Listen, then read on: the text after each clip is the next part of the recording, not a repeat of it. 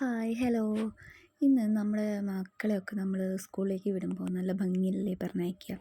അപ്പോൾ അവരുടെ തലയിൽ എന്തെങ്കിലും ഹെയർ ബാൻഡോ അല്ലെങ്കിൽ ഹെയർ ക്ലിപ്സോ അങ്ങനെ എന്തെങ്കിലുമൊക്കെ വച്ചു കൊടുത്തിട്ടാണ് നമ്മൾ പറഞ്ഞയക്കുക.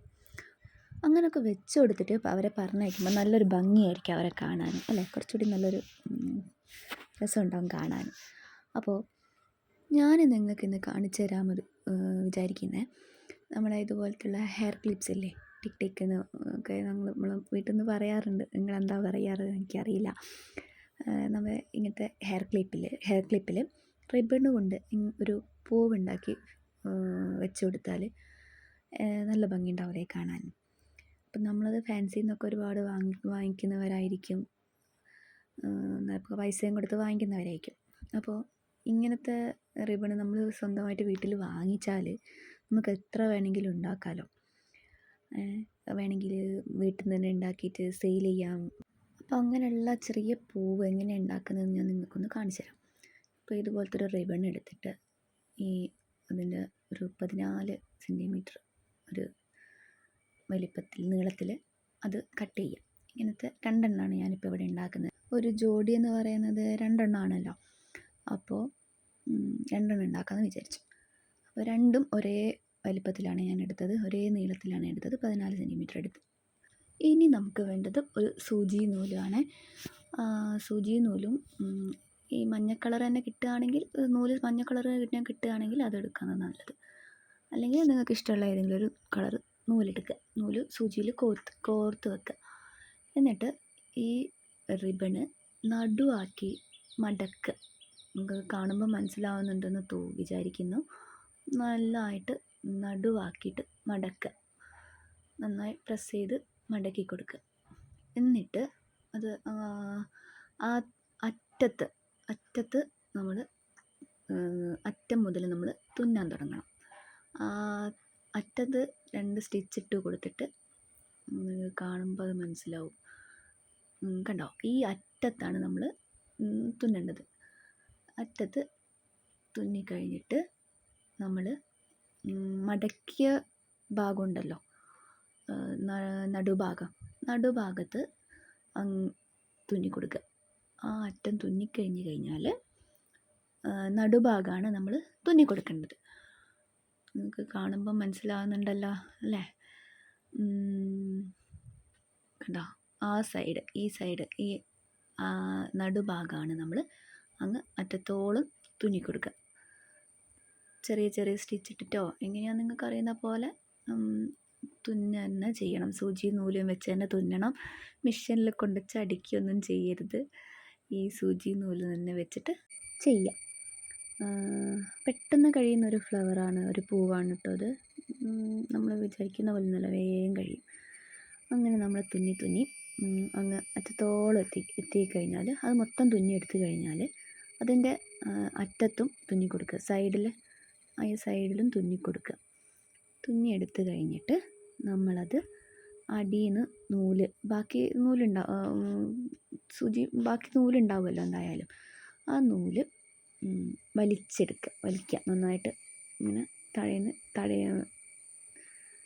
നിങ്ങൾക്ക് കാണുമ്പോൾ അത് മനസ്സിലാകും. ഞാൻ പറയുമ്പം ചിലപ്പോൾ അത് മനസ്സിലായി എന്ന് വരില്ല. നന്നായിട്ട് വലിച്ചെടുക്കുക.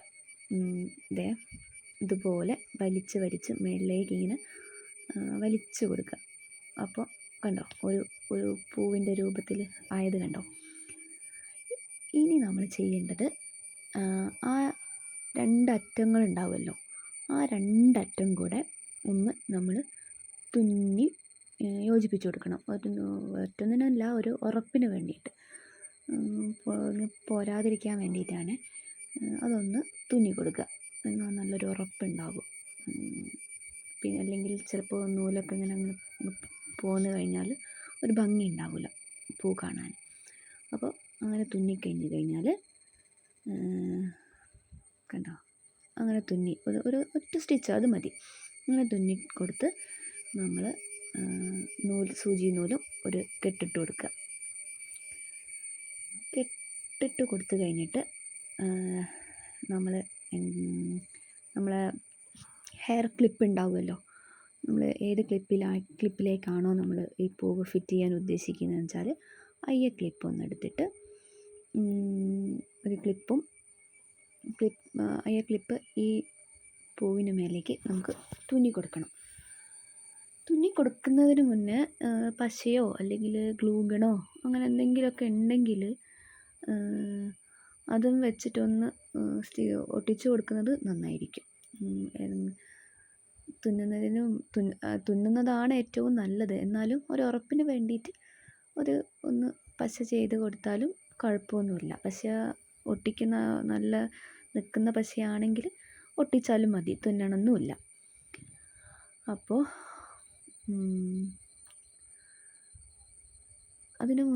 ഒട്ടിക്കുന്നതിന് മുന്നേ ഞാനൊരു കാര്യം പറയാൻ മറന്നു. ഇത് കണ്ടോ, ഇതുപോലെ ഒന്ന് വിടർത്തി കൊടുക്കണേ.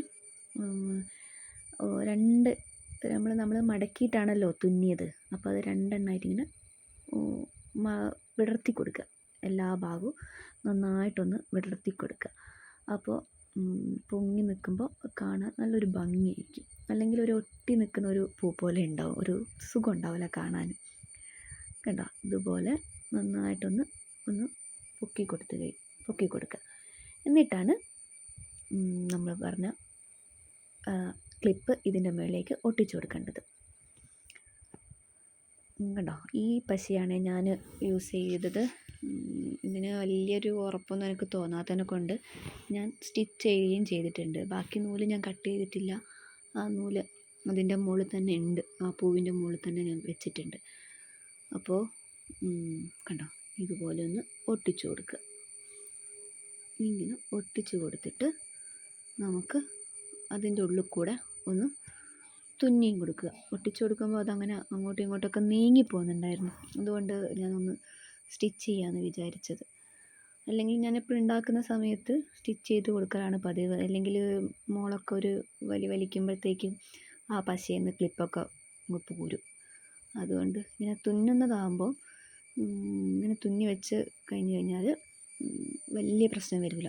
വലിച്ചാലൊന്നും പെട്ടെന്ന് പോയി പോവില്ല, കുറച്ച് കാലം അത് ഉണ്ടാകും. അതുകൊണ്ട് നന്നായിട്ടൊന്ന് സ്റ്റിച്ച് ചെയ്തു. എന്നിട്ട് ആ നൂലൊന്ന് കട്ട് ചെയ്ത് കളഞ്ഞു. ഇനി ഇത് മതി. എന്നാലും വേണമെങ്കിൽ ഒരു ഭംഗി കൂട്ടാൻ വേണ്ടിയിട്ട് ഞാൻ അതൊന്ന് പൊന്തിച്ച് കൊടുക്കുന്നുണ്ട്. ഞാൻ തുന്നിയപ്പോൾ ഒന്ന് അമർന്നു പോയിരുന്നു, അതൊന്ന് ഞാൻ പൊന്തിച്ച് കൊടുത്തു. ഇനി വേണ്ടത് നമുക്കതിൻ്റെ നടുവിൽ എന്തെങ്കിലും ഒരു മുത്തോ അല്ലെങ്കിൽ നമ്മളെ കയ്യിൽ എന്താണോ ഉള്ളത്, എന്തായാലും കുഴപ്പമില്ല, അതൊന്ന് സ്റ്റിച്ച് ചെയ്ത് കൊടുക്കുക. ഒട്ടിക്കാൻ പറ്റുന്നവരാണെങ്കിൽ ഒട്ടിച്ചു കൊടുക്കാം.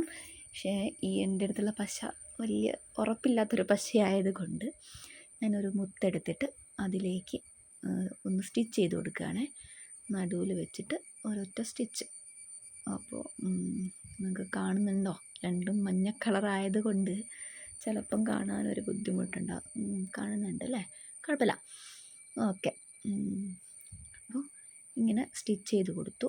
എന്നിട്ട് ആ സ്റ്റിച്ച് ഒന്ന് ഉറപ്പിക്കാം. എന്നിട്ട് ആ നൂലും കൂടെ വെട്ടിക്കളഞ്ഞ് കഴിഞ്ഞാൽ നമ്മുടെ പൂവ്, ഹെയർ ക്ലിപ്പിൻ്റെ മുകളിൽ നമ്മളൊരു പൂവ് ഫിറ്റ് ചെയ്തു. കണ്ടോ, എങ്ങനെയുണ്ട്, ഭംഗിയുണ്ടോ? തുന്നുന്ന സമയത്ത് അത് പൂവൊന്ന്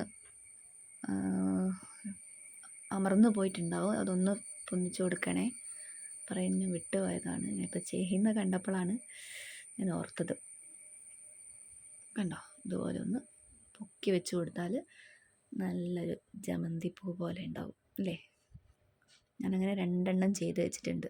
എങ്ങനെയുണ്ട്, കൊള്ളാവോ? രസമുണ്ടോ? നിങ്ങളെ അഭിപ്രായങ്ങളൊക്കെ ഒന്ന് പറയണേ. രസമുണ്ടോ, ഭംഗിയുണ്ടോ കാണാനെന്നൊക്കെ. ഞാൻ ഉണ്ടാക്കിയപ്പോൾ എൻ്റെ മോളെ തലയിൽ അന്ന് വെച്ച് കൊടുത്തതാണ് ഇന്ന് അംഗനവാടി പോകുന്ന സമയത്ത്. അപ്പോൾ നിങ്ങളെന്നെ സപ്പോർട്ട് ചെയ്തേക്കണേ.